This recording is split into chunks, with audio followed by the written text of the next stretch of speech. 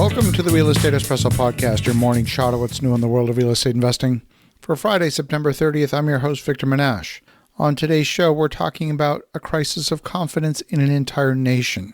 The UK might go down in history as a case study on how not to handle a period of economic turmoil.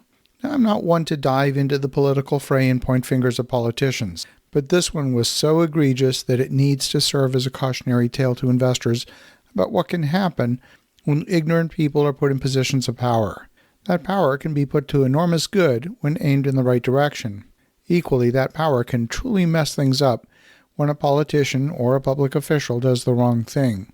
Well, last week, the new British Prime Minister announced a Ronald Reagan-style series of tax cuts. The package of tax cuts, paired with subsidies for households and businesses to cope with the surge in energy prices, was aimed at boosting the British economy that's been under pressure since Brexit.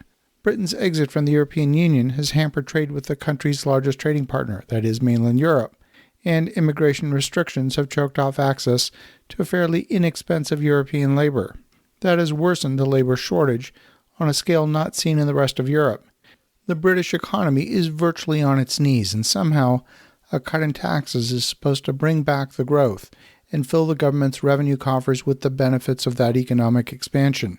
At the same time, the UK has come out of the pandemic where there's been massive money printing to try and stabilize the economy during the pandemic.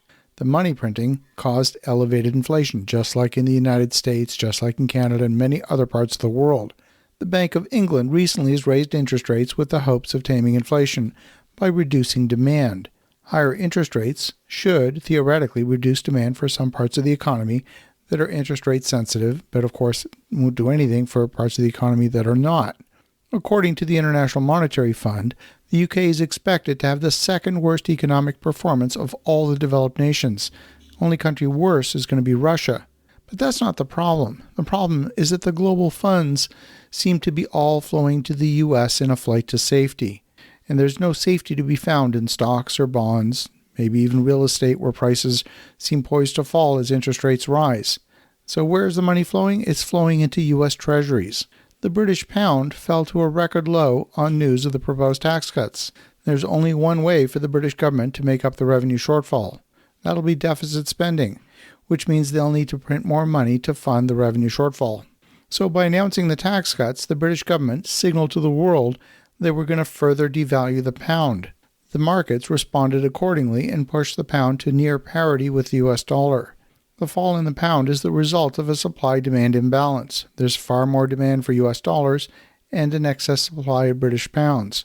When that happens, the price of dollars increases and the price of pounds decreases. That's how it works. So the British government announced they were going to combat this problem by, guess what? By printing more British pounds. Strictly speaking, the Bank of England is going to buy bonds and put those bonds on the bank's balance sheet. But how does printing more money solve a problem with too much money in the system? I'm probably not the only one having trouble understanding this one. No country in human history has ever made their currency more valuable by printing money. Maybe they think that by printing money to buy their own debt, that'll solve the problem. Now, in the short term, they can magically make some of that money disappear by buying up assets and hiding them on the central bank's balance sheet. That might work for a few hours or maybe a day or two. They could also choose to spend their foreign exchange reserves to prop up their currency.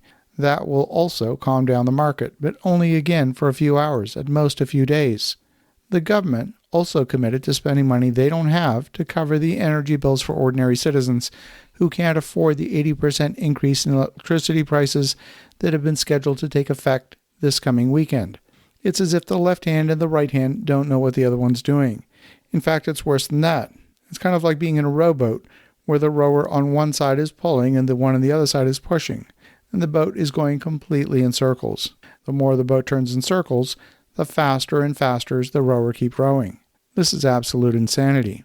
The central bank said Thursday the government's £60 billion energy subsidy over the next 6 months would likely reduce peak annual inflation to 11% from 13% later this year, but that it could add to inflationary pressure in the medium term. So here you have the Bank of England and the Treasury working against each other, one rowing in the opposite direction from the other.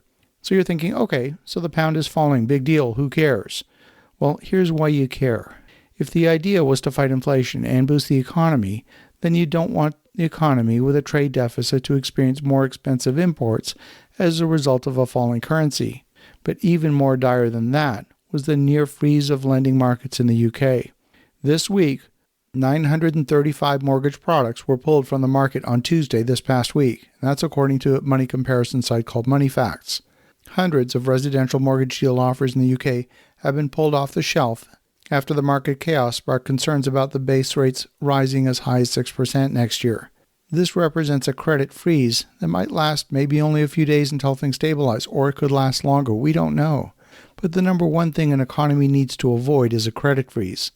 All of this was avoidable, and it was the result of elected officials and the central bank working at cross purposes to one another. If this type of thing can happen in the conservative, stodgy British Parliament that has a global tradition of being fiscally well managed, it can happen anywhere. As you think about that, have an awesome rest of your day. Go make some great things happen. We'll talk to you again tomorrow.